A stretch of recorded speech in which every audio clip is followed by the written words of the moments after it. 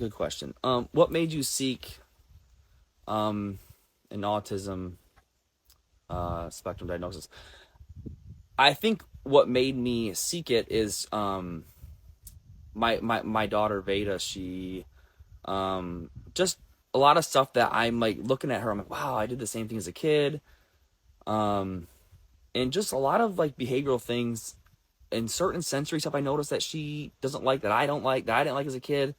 But I felt like it was weird to like be upset about those things because no one else was but me. So just a lot of things like that I witnessed, and then so that's what made me want to go get tested.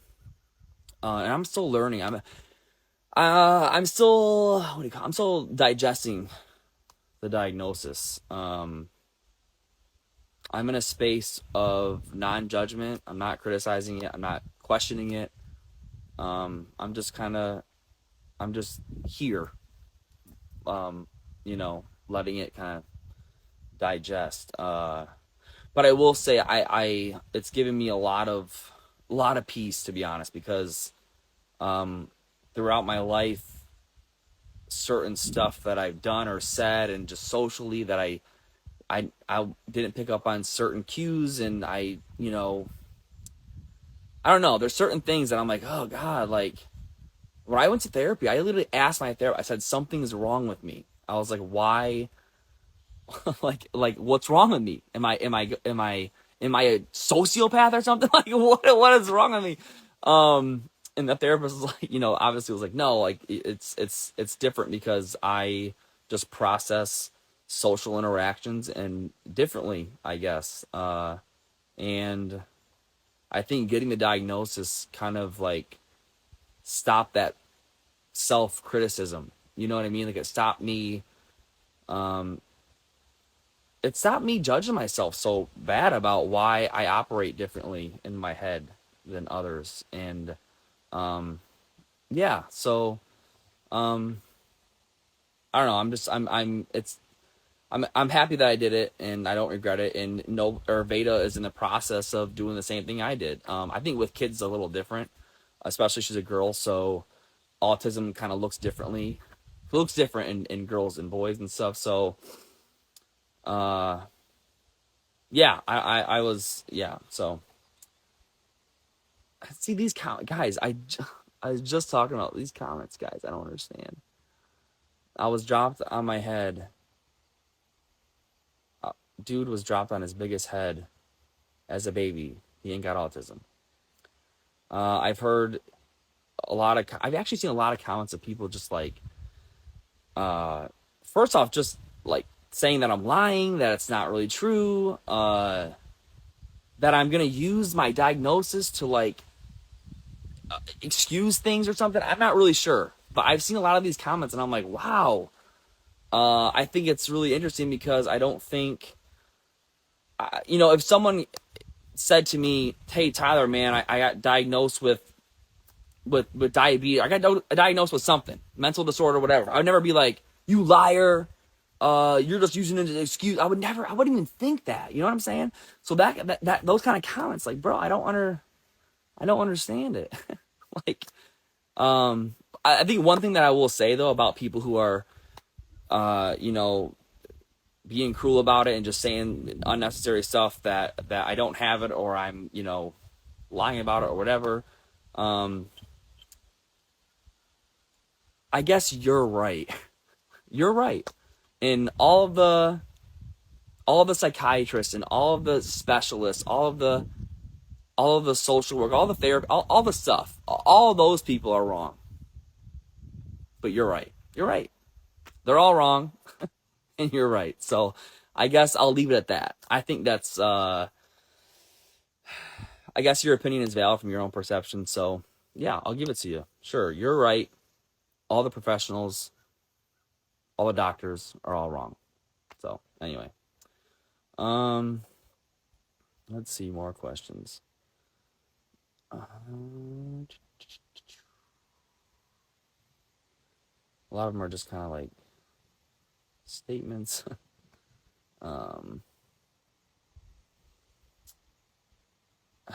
Okay.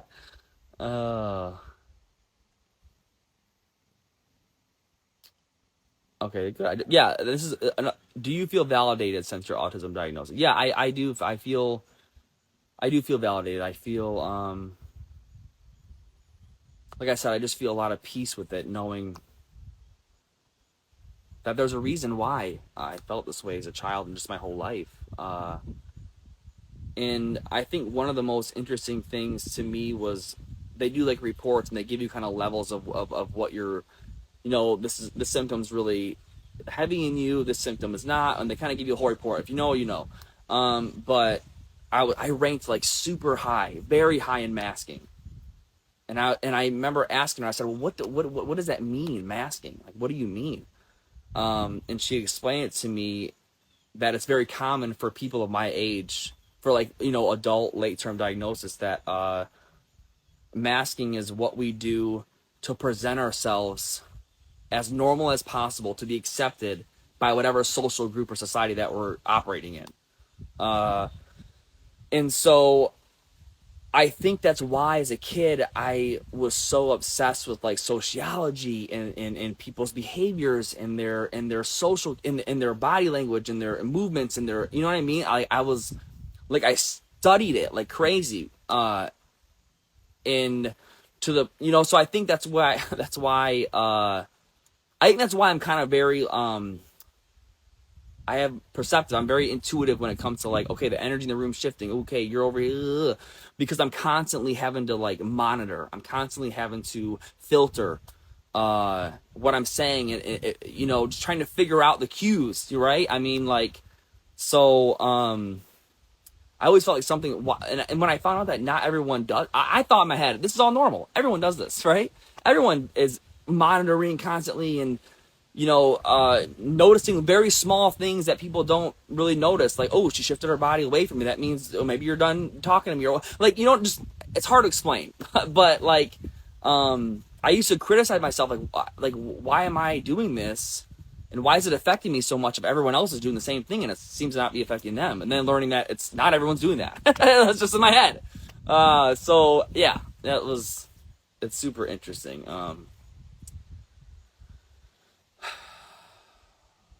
But yeah, so I'll try to get some of the comments. Sorry, I'm going to the question box. I'm sorry, I don't mean to ignore everybody.